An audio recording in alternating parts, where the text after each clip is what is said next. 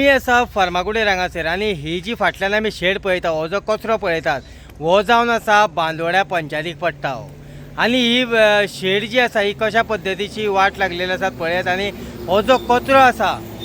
हो कचरो सबंद रस्तोभर रस्त्यार पावतात हांगा गोरवां येवन तोच कचरो गोरवां येवन खातात कुत्रीं येवन हेवटेन तेवटेन तो कचरो उडयतात आनी हेच्या फाटल्यानूच आमी पळोवपाक शकता एक आमकां बिल्डींग दिसता ती बिल्डींग जावन आसा कॉलेज